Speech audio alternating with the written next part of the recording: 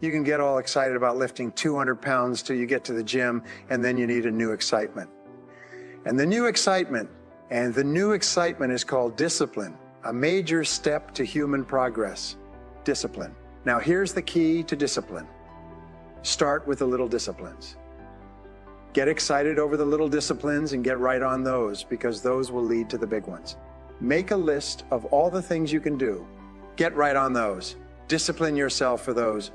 Vote for the results and for the muscle and for the practice. We might add one more word here. Consistent. Consistent. Self-discipline. It takes a consistent effort to truly manage our valuable time. It takes discipline to conquer the nagging voices in our minds.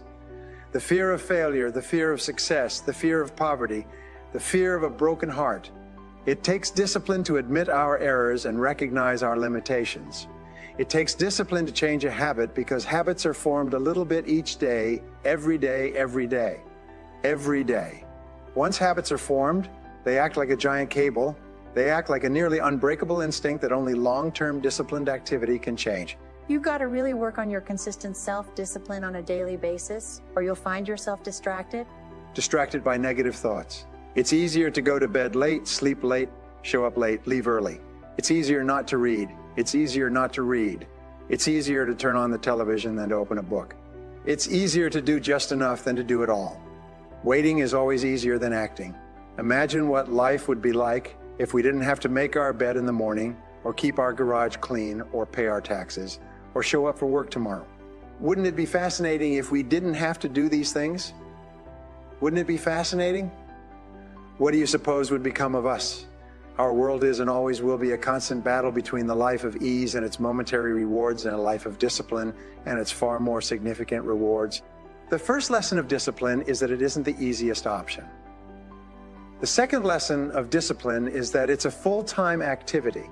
And we've said that the best form of discipline is consistent self-discipline. All disciplines carry through to affect all parts of our lives. If we're disciplined in just one area and lazy in another, guess what? The bad habits in one area of our life will eventually destroy our self-discipline in the areas we've been working on. Discipline is imposing on ourselves the requirements for honoring these standards. Once we've adopted these standards of behavior and conduct, we're committed to honor them. And if we don't, then there can be no disciplined activity. We tell our kids that the TV is rotting their minds, yet we spend our evenings in front of it. We tell our employees that they must take advantage of every minute of the working day, yet we spend 3 hours at lunch. This leads to a loss of credibility among those who watch us, and, more importantly, this leads to a loss of credibility within ourselves. The only thing worse than one who is inconsistent in applying their self-imposed disciplines is one who's never considered the need or the value of discipline at all.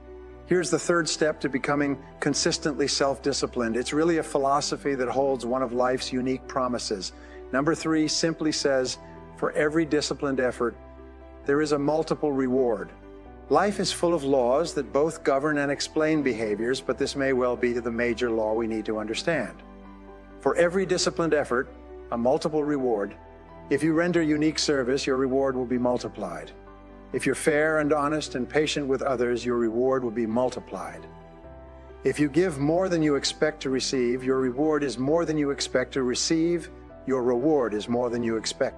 Everything of value requires discipline, as our thoughts require discipline.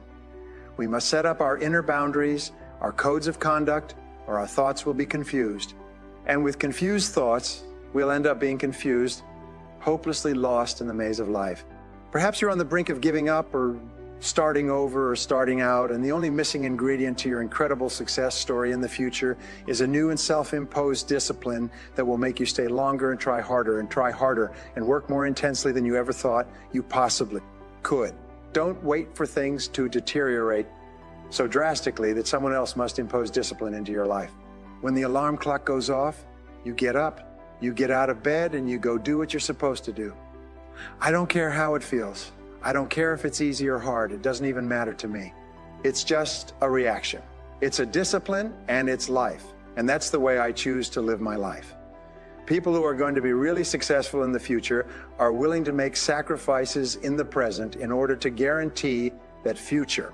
They're willing to invest and save their money even though they don't have a lot, knowing that with compound interest it will grow and grow over time. They're willing to spend an enormous amount of time investing in their children, knowing that this investment in their children in time and love and affection and support will pay off for decades and generations, even into the lives of their children and grandchildren. So, sacrifice is the critical word, and sacrifice means that you have the ability to discipline yourself. And the wonderful thing is, when you practice self-discipline, it actually makes you happy to practice self-discipline, to take control of yourself and make yourself do the right thing and complete it well. What is it that unsuccessful people don't like to do? Well, it turns out to be the same thing that successful people don't like to do either. But they do it anyway because they recognize that that's the price of success. Remember, the same things that unsuccessful people don't like to do are things you don't like to do either. And again, it comes back to our favorite word, sacrifice. Being willing to pay the price in the present to enjoy the great rewards in the future. All right, the next personal quality that assures success is you must determine the price that you will have to pay in order to be successful and then resolve to pay that price. Many people say, just look at that person. They got the nice house and the nice car. You never realize that behind the scenes that person was probably working 16, 18 hours a day, probably for 5 years before they got their break and 5 years after they got their break. The reason I mention this is sometimes people start a business. They think, well, I'm sure I'll have to work a couple extra hours a day. And as somebody once told me, when you start your own business, you only have to work half the time. You only have to work half days from that aisle, and you can decide which 12 hours it's going to be. In a recent study, they found that in our society, you work 8 hours a day for survival, and everything over that, you work for success.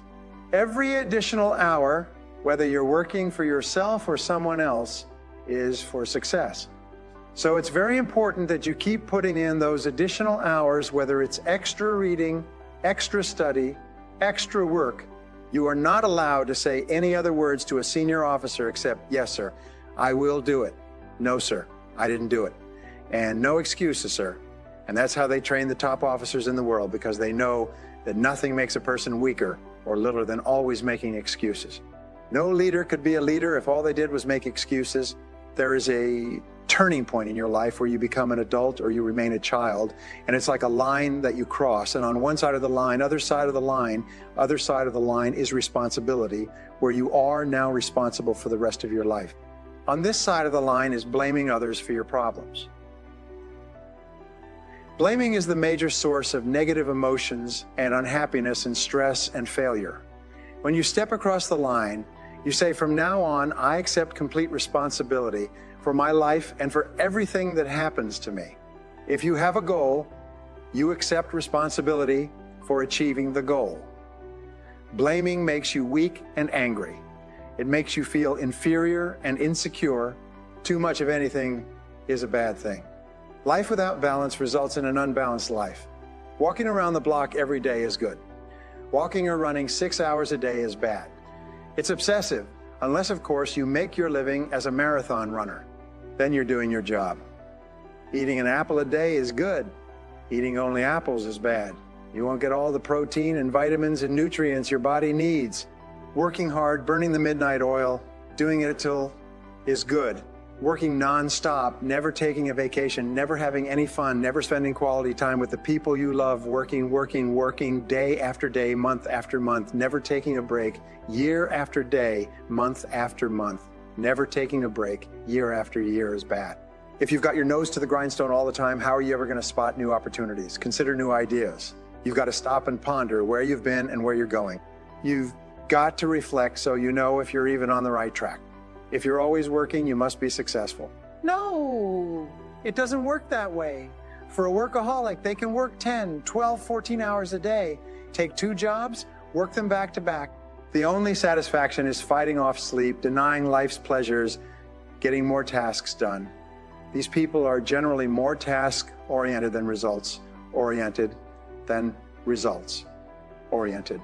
Workaholics generally end up alienating their families, losing their health, facing a crisis of values. Of course, when you schedule your time and take advantage of your time, you can work smarter instead of working longer, and you'll probably end up getting more done than the workaholic and still have time for other things in life. Now, here's the key technique that you can use in your life to help keep you on the right track. Ambitious people don't see each step toward their goals as a singular step, each discipline as a singular discipline, each project as a singular project, each project as a singular sale, as a singular sale. With everything they do and with every discipline they adhere to, they see it all as part of a chain, a link in the chain of events and actions that will lead them to their final destination. Every action and every discipline in the future is a link. When you can see that every link in the chain will eventually lead you to the things you want most out of life, to the person you want to become, then you won't grow discouraged or fearful or impatient with today.